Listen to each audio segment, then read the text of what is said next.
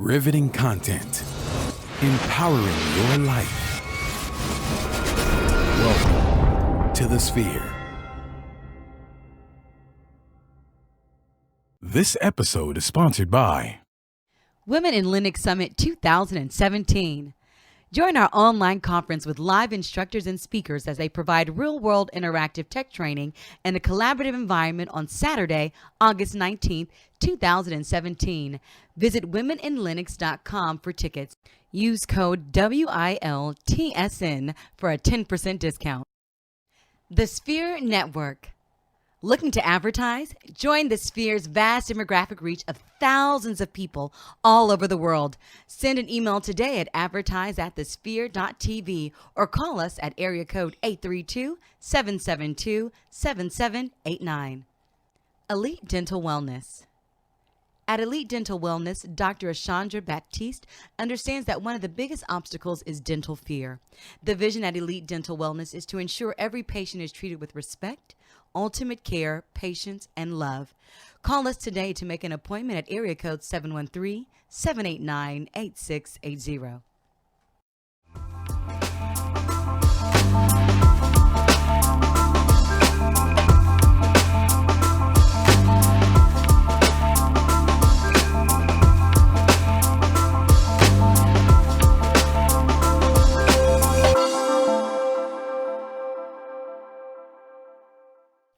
Welcome back to another great episode of Technocrats, where we talk about the ins and outs of technology to empower the digital you. I am your host, Gary Lee, also known as G Hawkins. Of course, you can find me anywhere online: Facebook, Instagram, Twitter, Snapchat, at G Hawkins.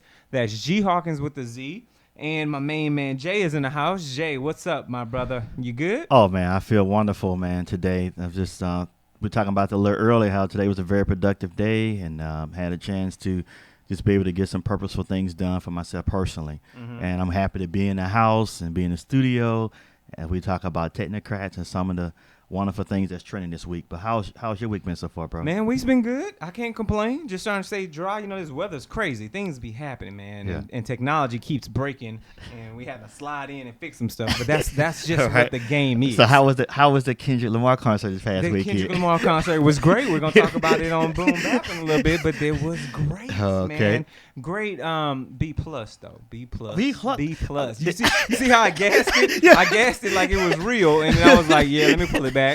B plus on them. Okay. But we'll talk about it. Okay. No spoilers. No spoilers. Okay. So I want to say what's up to Facebook Live. Remember to share this out with all your family, friends, and colleagues. We're about to get this show rolling. We like to talk about technology here. We like to give you the ins and outs. We like to talk about the things that are coming down the pipe so that you are ready.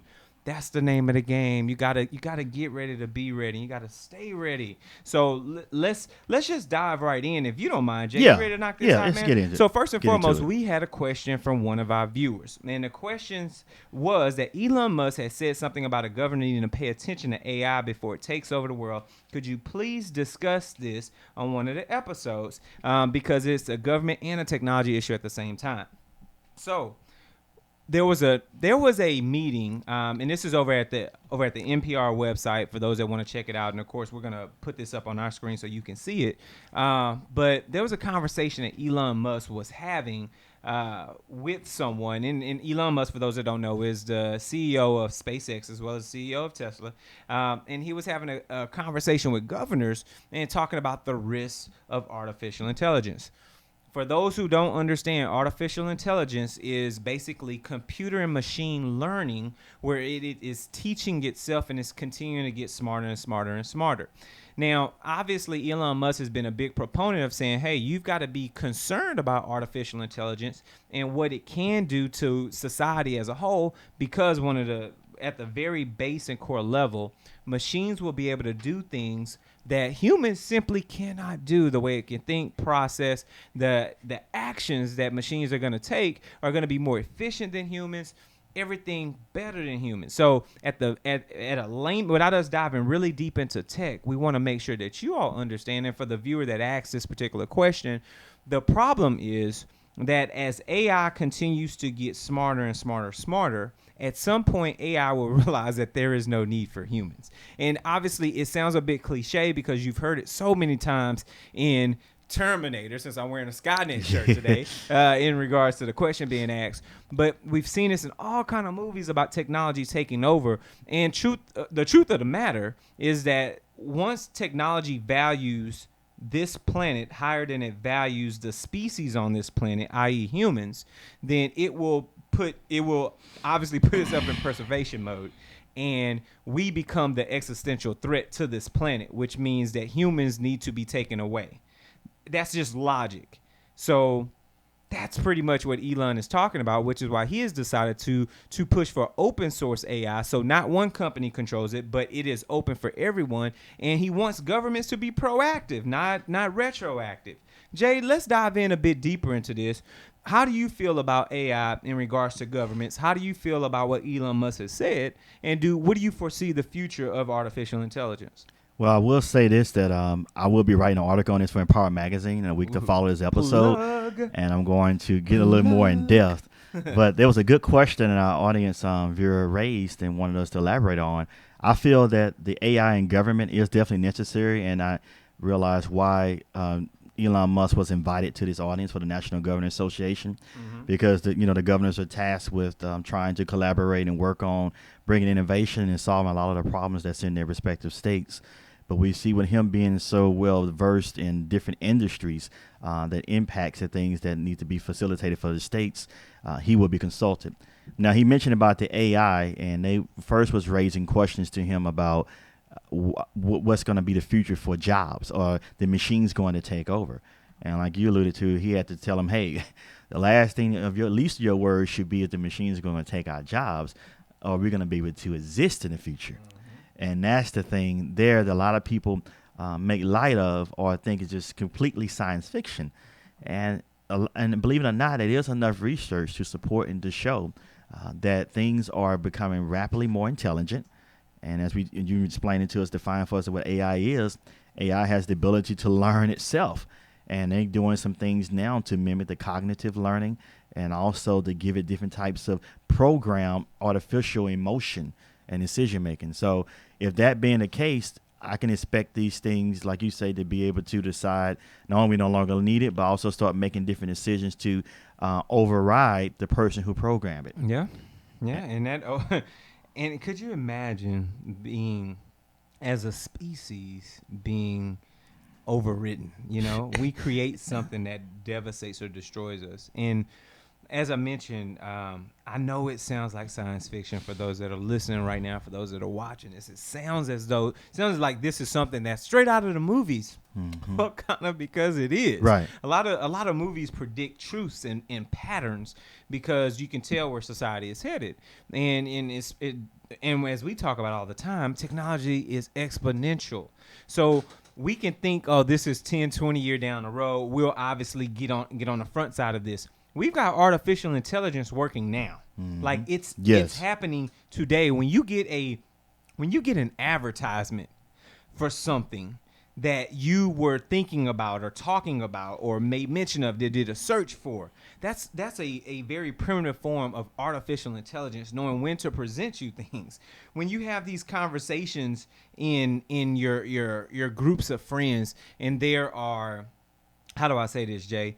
There are technology amidst, and now when you do a quick Google search, some of the things that you were talking about shows up in the first part of your Google search, because Google is listening, and it's smart enough now to present you with the data that you were talking about. That's artificial intelligence. It's already here, and people just need to be aware. And so, great point. That was Carl. Shout out to Carl. Thank you so much for tuning in, my Carl. G. We appreciate that, and we definitely want to answer any and all audience questions. And how he did that was he hit us up in the DM. So if you ever have a need, you want to talk about something in depth, we're more than happy to have that conversation. Hit us up on social media at The Sphere TV. Hashtag Technocrats, or shoot us an email if it's something a little bit longer, technocrats@thesphere.tv. So let's move this party right along, because we got a lot of stuff to talk about today, and I kind of want to try to get to it all. Let's move the grid a little bit into some racing. Now we're gonna mix tech and racing together, and something that you've heard a lot of, that we've talked about on this show, which is drones. Now we didn't show you images of Amazon pushing drones up and down England delivering packages. We've had conversations about Amazon buying Whole Foods and starting to see drone deliveries here in the United States. We've seen regulations. We talked about that with the FAA and things like this. But that's because drones are getting increasingly popular and increasingly fast. And one particular drone has set a world record at 180 miles per hour.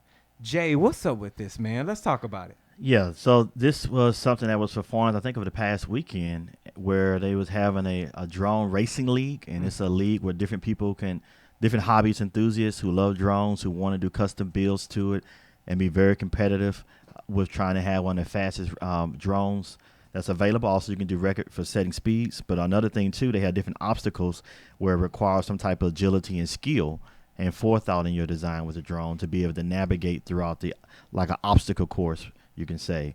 So with this, at this particular event, the drone was able to get to that speed on 180 miles an hour. Crazy. And the drone is actually lightweight for about 2 pounds, Yeah, under 2 pounds.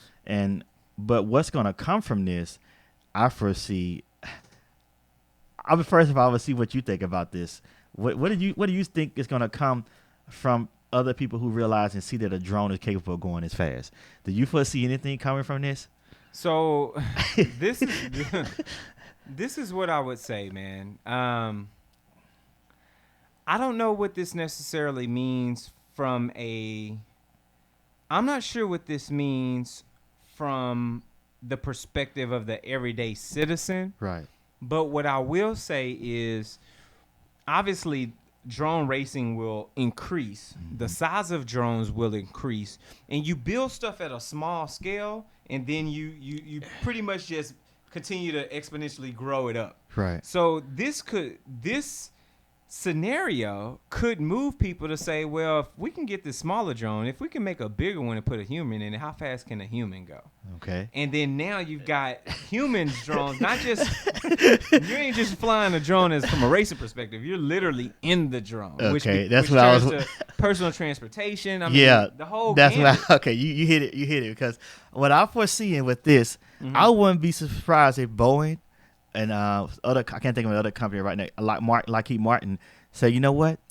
Let's go ahead and start making some pilotless drones, and start bringing this into the airline industry. What do you think? Well, I mean, here's the thing. Planes right now already fly on autopilot. All the pilots do is land them and takeoffs. That's normal, and so, I mean, they're semi-autonomous already. So I could foresee this moving into a more autonomous scenario easily, especially private, smaller vehicles that are private, and you want to do private transportation, and you want to cut the cost, build drones and that can transport, a family of 4 to 6 comfortably from here to there, and like you could change that private flying scenario easily just based on the growth of drones in the United States. Okay. So what do drones run on? Do they take fuel or some run on battery power? I mean, for all I know, they're all battery. Okay. So you know where I'm going with this. Tell me where you're going. So I feel like the airline industry, one of their biggest costs and expense for operating costs is fuel. Okay. That's it. That's why they're constantly having us keep changing the rates on baggage. Because those little few ounces that you have per passenger affects their bottom line of how long that plane can fly and how far it can go. Yeah. And then until they have to refuel again. So if you get this thing to where you can grow this to where it's leveraging battery technology, maybe Tesla, Elon Musk may say, okay, you know what? Let me develop a team. I got a few extra billion. Let me develop a team to work on power and energizing commercial drones for air travel. And we don't need fuel anymore. If they could get light enough, he's he's already doing with the trucking industry. That's easy. Right. Because he's just scaling up from what he's already built. Right. But imagine going to the airline industry. I mean, it's possible. Yeah. It's surely possible. Yeah. Man, oh man. And let me tell you all about something else that's possible. It's possible to get some new IT skills. And you want to know how you can do that? Let's talk a little bit about Women in Linux. There you go. So, Women in Linux is a vibrant community supporting women in Linux-centric tech careers. Women in Linux hosts an active educational podcast and a job board for open Linux career opportunities. Plus, Women in Linux has a database of scholarships and resources for students in computer sciences, engineering, and technology. And now, Women in Linux has something special just for you. So, are you curious about how you fit into technology? Have you ever felt lost in a tech-based journey? Ever wondered what skills to focus on next? Or could you just not afford to attend a tech-based conference? Well, Women in Linux 2017 virtual conference is for you. The conference has live instructors and speakers providing real-world interactive tech training in a collaborative environment on Saturday, August 19, 2017. Visit womeninlinux.com for tickets and use the special code WILTSN for a 10% discount. Once again, that is womeninlinux.com and use the code WILTSN for a 10% discount. Shout out to the Women in Linux. Yes. We love y'all over here. So, yes, oh yes, and we're gonna pause the conversation as we dive into Elon Musk because we got a lot of stuff coming up. Yes. Facebook Live, hey, we love y'all, we support y'all, we thank y'all so much for what. Oh wait a minute, that's not me, that's on you. Yeah. I'm You a natural at it, bro. I know. Yeah. You got this, Yeah, Jay. yeah. Like he mentioned, we definitely love you. It's nice to have a live audience, but we ask you to please continue to subscribe and have others to subscribe to our show. You can reach us on different type of media platforms at Stitcher, at SoundCloud, iTunes, Android application we have, also Google Play Store. Then in addition to that, please share the Facebook Live post to an entire show. And then you'll see the biggest thing is having the resources to continue to bring you the content that you enjoy and like. And also to be able to facilitate and implement those ideas and suggestions that you have is to donate. And as you can see on the site there, screen our Facebook Live viewers, it has single donation and we have donate on Patreon. It could be a small amount for $2 or whatever you can give toward a month to show that, hey, you're contributing to bring about empowered content. So this is us signing off. And once again, to find that link for donating, it's www.thesphere.tv/donate. Donate today. Yes. See y'all later, Facebook. Yes. Peace. All right. So let's keep this party rolling, Jay. Let's keep this train rolling. Yes. All right. So AT&T.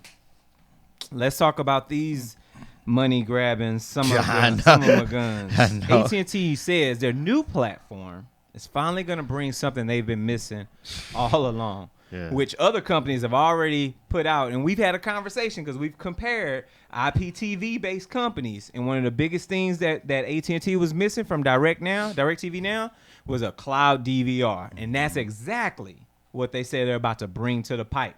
So AT&T lost about 250,000 subscribers in the first quarter of 2017, which, 250,000 subscribers in the first quarter of 2017, which obviously is a big problem, right? You acquired DirecTV, which is satellite based, and then in the midst of you doing this, because that obviously speaks to a lot of people in the rural areas, but in the midst of you doing this, you realize that I can't attract the millennials. I can't attract those who are saying, I want to cut this cord and move to a different platform. So now I've got to be able to fight with someone like a Sling TV. Now I got to be able to fight with someone like a PlayStation Vue. Right. I got to be able to fight with Netflix and Hulu and all these other platforms that are constantly growing subscribers. Shout out to Netflix. They just jumped 20 points on the exchange the other day because new subscribers for their Q2 earnings. These tech companies are booming, and AT&T is trying to stay ahead by bringing in a cloud DVR. The question is it too little, too late? That's my real question. That's it. That's the question I have. That's the question I have. Because when you was thinking, I had did a quick calculation on my iPhone. Yeah. I said, okay, so let's just say we got 250,000 subscribers that left, and each of them average a phone bill of average entertainment bill of $100 a month. That's $25 million a month. Big money, no whammies. That's almost $300 million a year It is. that they lost. Mm-hmm. So that's not good that you just spent how many billions of dollars or so to acquire another company, do retraining within the company, give service package to people you laid off. It's a lot of money they lost. And then too, you just now getting to the point to where you can offer the cloud services. Now, the thing I feel like this is really too late, because I remember 2 years ago, I'm a UVerse subscriber currently, and I mainly use it just for the internet that I have at the house, and I do everything else streaming online. The qualm I have against them is the fact that they've been polling, giving me surveys throughout the application as to what thing would I like to see new feature. And I keep telling them I want to be able to have the CloudDVR. And they still haven't brought it yet. And they have more subscribers on AT&T UVerse than DirecTV. And I'm like, this is a lot of people want to defect and go somewhere else because they got the year and the 2 year agreements with them, and then they might make you pay that payment at the end and stuff for the equipment if you leave early. But I feel like, man, come on now, AT&T, you are a Goliath of a company, and you should be able to make these moves faster than a startup. That's just what I think. Let's talk about it, because they got the research dollars to do so. Yeah. The problem is they're comfortable. And so when you've got, I don't know how many million subscribers, intern, look up how many millions of subscribers AT&T has. When you've got all these subscribers, you're not put in a position you don't have a fire under you, because you can lose over $250 million just in the first quarter of 2017. Right. You didn't lost that projected income for the revenue for the rest of the year, and you're not breaking a sweat. Right. And that speaks about these companies that become too big to fail, especially companies that are migrating into tech. And there needs to be competition. If it wasn't competition, and we've got the quarters up right now, maximize that screen for us. 13. Let's see, connections, community, and network. $140 billion gross, 13 million connections. AT&T network first quarter.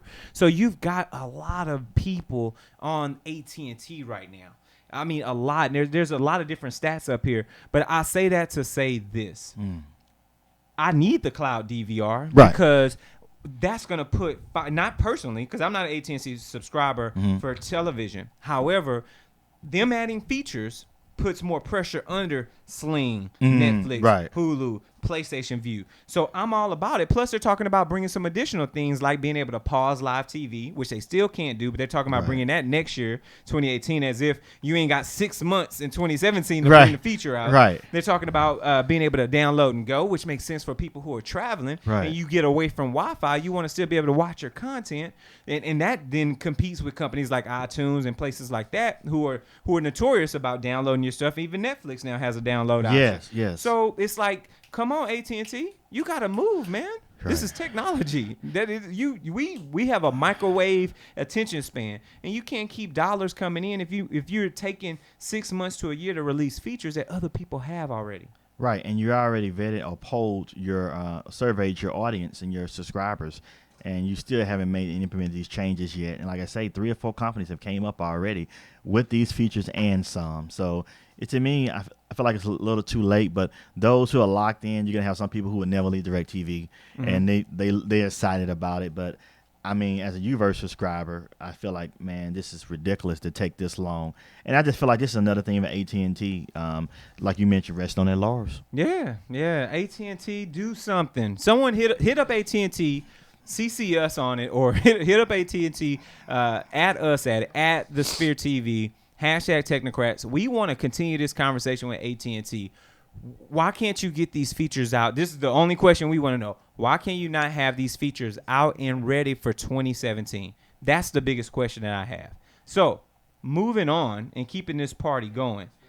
Now, this is going to be something really big. Because, see, you mentioned something earlier that caught my attention when you talked about, you mentioned Elon Musk. Okay. Right? So for those that don't know, we speak a lot about Tesla and the things that they're doing. We're going to have a bigger conversation next week because something specifically is happening next week. But Elon Musk created something. That's like a little teaser. I just dropped that in there right there. So Elon Musk has done a lot of great things, from Tesla, SpaceX, PayPal, worked on that. And now he didn't necessarily start a company. He didn't start this company. He put the idea out there and said, hey, based on my drawings and my intellect, we can do this. We talked about that extensively several episodes ago. So make sure you go back, listen, or watch our previous episodes. What we're talking about was the Hyperloop. Yes. Now we're in a position.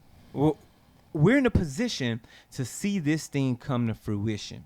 One of the great things about this, Elon didn't say I'm gonna headline being the person who does the Hyperloop company. But what he did say was, I'm going to provide the tunneling and infrastructure for the Hyperloop to function. So he built a company called the Boring Company, pun included, right? Because they bore holes underneath the ground, and it's probably boring to a lot of people.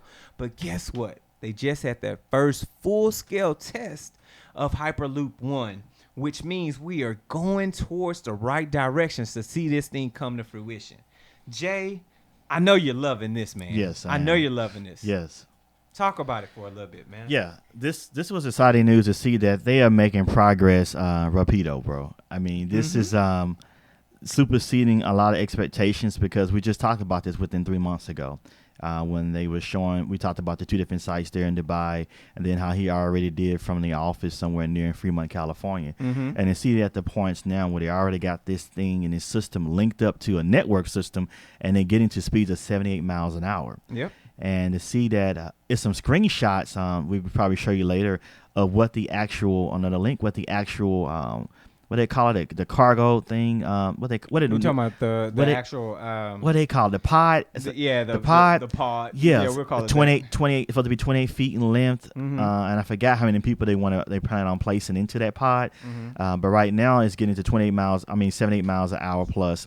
But the next series of tests, after they get past this phase, they want to get to 250 miles an hour. Yeah. And I thought that was something, bro.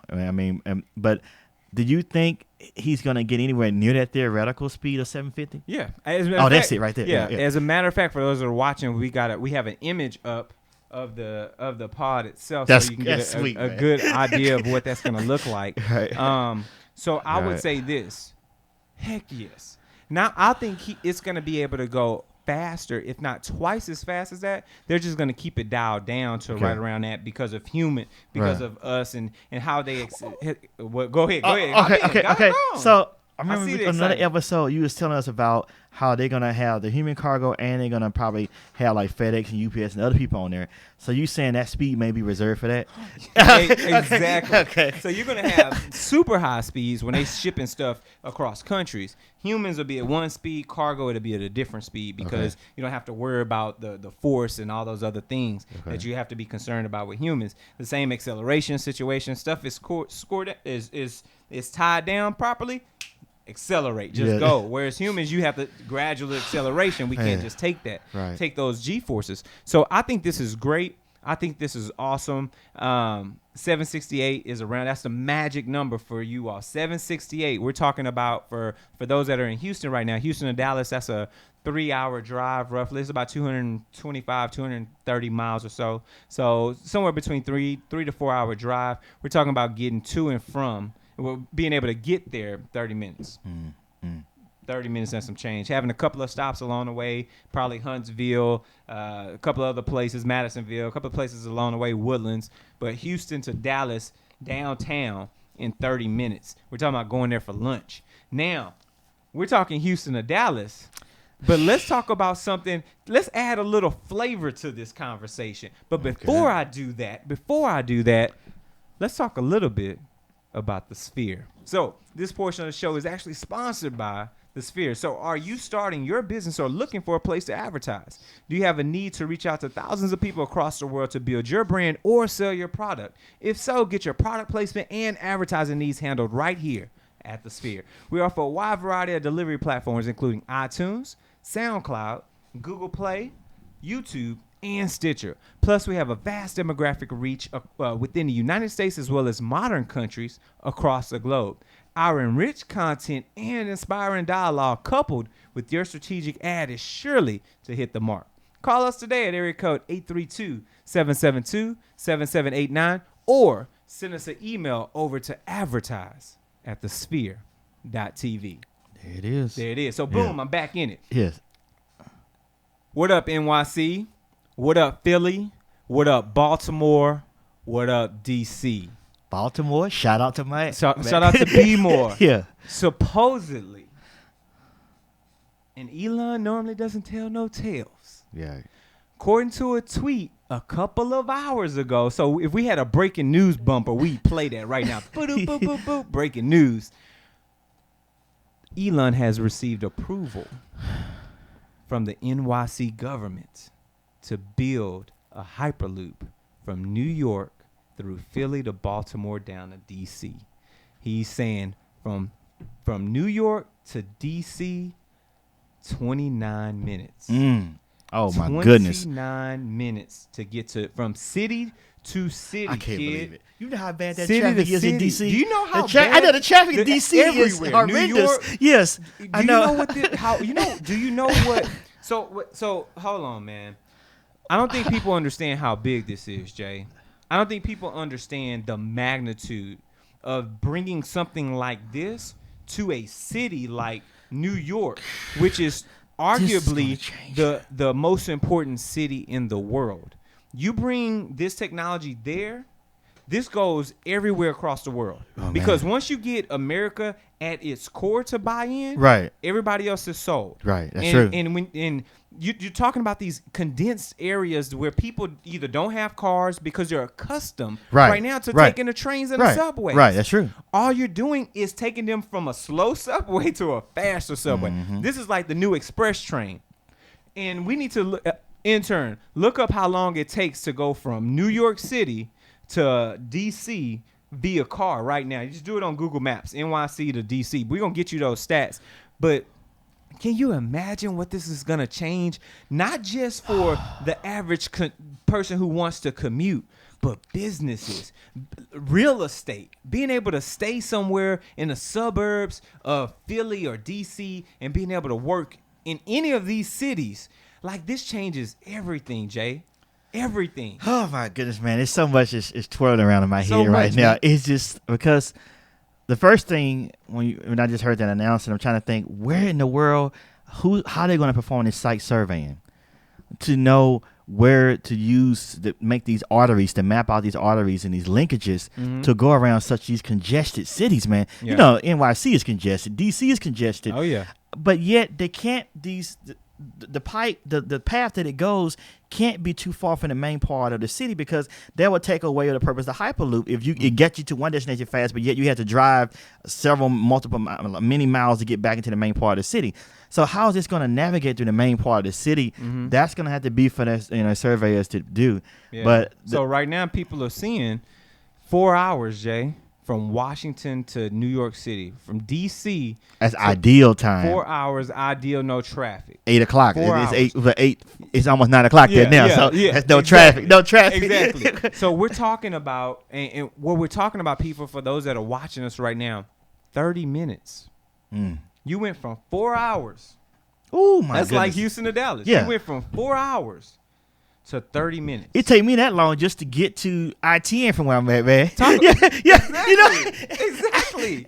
So I mean, and by train it's about 2.5. It looks like it's about 3 hours 25 minutes by train. And obviously, as we mentioned, by car it's about 4.5 hours through turnpikes, through tolls, and all this stuff. The big question comes: how much will it cost them? Right. You know, and knowing Elon, I don't think it's going to be too high of a premium because it's going to be all electric. So I don't foresee this being a very high premium to be able to do this, man. All I know, Amtrak, GE, Mitsubishi, better get on board. Let me go look at their stock price. Yes, and yes, because they're about to plummet. Yeah, they are, and also too, we need to get in the business of finding someone who's gonna be making these pods. Yeah. And service them. That's a great question. That's it. Who gonna be making these pods? That is a very good question. Who got the facilities Somebody's got to the make juice. these pods, man? There's gonna be a lot of pods. Somebody's got the juice. I'm gonna put money in them too. What? I can't wait. Nobody. You're good. So, we're excited over here. Yeah, You we can't got a tell. lot going on There's right a lot here. going on. We're excited, but that's Right. big news. That's breaking news. So tweet that out. Let people know. Hashtag it Technocrats. We want to have that conversation on social media. NYC, Philly, Baltimore, DC. 30 minutes, from one to the other. Oh It's man, going down. Let me ask you this. Okay, how much do you think the fare would be? That's what I'm saying. I Yeah, don't like, I know. mean, 'cause- I don't know. I don't see them ripping people off, but I don't know. I don't know what the price is of a train ticket right See, now. You know, initially that for thing's them. going to be very expensive upfront cost. Yeah. For them to run that thing. So Train tickets $50 from Washington D.C. to New York City. Train tickets from $50. So I would say that if they keep it they can keep it under $100. yeah. They are Under 100, that's a whole other 100% though. 50. yeah. I mean, I say they can't go past $60, $65. Yeah, but like right now, one-way tickets on a train, and these are early trains, like 118. Okay. Like those are low prices. Okay. And this is on Wonderoo, from D.C. to New York. But these are also today. So you know how you book in advance a little bit. But if they treat this like subways, which they can at the speeds they're gonna roll, Right. like the prices are gonna plummet. Oh. So the train business, they're not gonna be able to sustain these prices anymore. Okay. Do we have anything else after this? We do. Okay. We do. Okay. But well, we can move it to the next okay. show. Let me tell you why. Okay. We can move it. I'm gonna tell you why I want Let's to talk talk about about this a it. bit more. Okay. I'm thinking about the process now. Okay. They are already testing this. I say in another 8 months to a year, they're gonna have humans going through this. Yeah. Humans are going to be traveling on these pods, and I say in another 8 months at least. You say 8 months to a year? yeah. You think it'll take them a year to get this ready to rock? I think they can get it to where they can have humans ride in it, and then start having people actually in there with their equipment tied in and sensors and stuff. I think it's gonna be about 8 months. Okay. That's what I think. I think that's generous. I was thinking more like 2 years. Okay. Like I think it may take them a year to build the tunnels before they get the infrastructure. Well, I'm talking in about the place. test track where humans can ride on the pod. okay. The pod. Oh, okay. Okay, let me tell you, because what I'm thinking about now, I'm very excited. I'm thinking about the process and the experience of me as a customer wanting to get on a pod. Mm-hmm. Elon Musk, Tesla app, or whoever else were making the pod, I'm thinking they're going to have different pods like they had different car dealerships. I'm wanting to get on a pod, just like I can get Uber or Lyft. I can look around and see the run times. And I'm wondering, are they going to have one normal commute travel, like coach, and one first class? Oh, I'm pod? sure. So, I'm because sure. everybody's not gonna want to ride it with each other, Yeah. You know, even though it is a short Unfortunately. commute, Yeah. you know, because you're gonna have to have nice and some halves. Yeah. So, with that being said, are you probably gonna be able to book yourself on a certain pod? Because with this type of infrastructure and technology, the time is gonna be precise, bro. Oh yeah. It's gonna be precise when they say estimated arrival time. Unlike the train, it's gonna be there. Unlike the metro bus, these pods are going to be there at that time. So with that being implemented now and being available in the infrastructure, I see a lot of bookings and reservations occurring. And then too, the technology. What do you think some of the technology features would be on these pods to entertain the people who are riding on them? Well, I think the best scenario to compare this to is what we get on the airlines today, right? Okay. So you're gonna have your video connectivity, you're gonna have your wireless, your infotainment system, so to speak. I would assume you probably won't have any type of in-pod meals or anything like that because the timing is so short. Right. Until they build the pod that go, which they will. We're gonna call it right now here on Technocrats Live. When they go from San Francisco to New York City, and they do that in an hour or 2 hours, which normally is like a 4 or 5 hour flight, let alone the 24-hour drive. Right. When I can go from San Francisco to New York in a few hours, that you'll have your in-pod service. You'll probably have some food and stuff like that. Attendant on there, but okay. Wi-Fi, you'll have all that, man. You may have some other stuff that we can't. We may have some VR stuff on there. You never know. You never know. This is open. This is actually, I'm excited about this tech because this tech is actually going to create a lot of jobs, man. And it's going to stir up a whole nother industry. And we know the railroad business is it's okay, but it can do better. And to see that this is going to revive that in a sense to help a lot of people who don't want to go into the programming industry or go into for collegiate studies in academia world to maybe make a good living. Now it's going to be so many construction projects around America for different people who want to use their skills and trades will be able to be employed. And so I think this is amazing because these projects are going to be into the billions of dollars for these major cities, bro. Yeah. And they're going to be years long to do. So there's going to be plenty of work, and this is going to help create a lot of small businesses as well. So not only is it going to be a great impact of working on sustainability and conservation for our environment, but it's going to actually give jobs unlike all the other tech that's emerging today. Yeah, I agree, man. I agree wholeheartedly. I'm looking at the Union Pacific stock price right now, and oh boy, it's gonna be nasty. Where's that now? Where's that now? Well, it's at $106 a share. They took a steep drop today. Probably and after the bounced a announcement. little bit, probably so. It was like a 5% pullback, and then they end up closing down 1.5%. But this is just the beginning. Wait till people realize what's going on tomorrow. Right, so for those that are watching, you can see it up right now. We're going to continue to track this because this is big news, and yes. we'll see what happens. Right. But I think you hit the head on the nail when you talk about technology. You talk about the kids. I mean, this just changes. This brings so much to the table, man. So much. And the thing is, okay, not to get political, but it's been so much talk in like the last 3 presidents about infrastructure in America. Mm-hmm. And the government couldn't get it done. And here comes a person that owned PayPal. Private company. Sometimes you got to let the big boys play. I'm just saying. Sometimes you got to do that, man. Yeah. It just is what it is. You know, look how fast this is going. Yeah.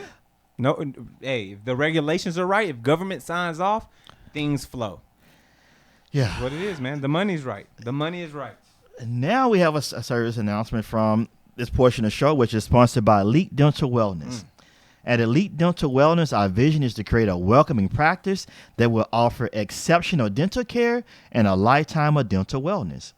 We are committed to the finest possible oral care and the overall health and well-being of our patients. Elite Dental Wellness is built upon a foundation of integrity, expertise, and service. Through our commitment to modern dentistry, continuing education, and friendly atmosphere, we strive to make our patients feel that they are part of our family. Dentistry can be scary, daunting, and uncomfortable. Dr. Batiste and her team work tirelessly to ensure your comfort. Make your appointment today with Dr. Chandra Batiste at Elite Dental Wellness at 713-789-8680. There it is. Get your shine on. Yeah, and remember, if you mention the Sphere, you get 10% off your dental services. Yes. So, hey, put that money back in your pocket, unlike what these train companies don't be able to do, man. Anyway, we'll pause here. Yeah. We're on a high. We're not going to take people off this high, man. This has been a great show, brother. It's been a lot of good stuff. And we're going to come back next week and talk a little bit about Facebook and some other stuff that's coming down the pipe. All right. And which will be good because Facebook earnings come out next week. So it'll be good to have conversations around Facebook anyway. So especially with the direction they're going. Remember, Facebook Spaces, we talked about that not too long ago, so we want to keep y'all abreast to this technology. Jay, am I right? Yes, indeed. There it is, man. Let the people know where they can reach you, good sir. Hey, y'all continue to hit me up on Twitter and Instagram at AstroTesla80. And, of course, you can reach me anywhere online, Facebook, Instagram, Twitter, Snapchat, at G Hawkins. That's G Hawkins with a Z. And, of course, hit us here at the show, Technocrats at thesphere.tv via email or social media at thesphere.tv. #Technocrats. It's another great week. We will see you all next time. Take care.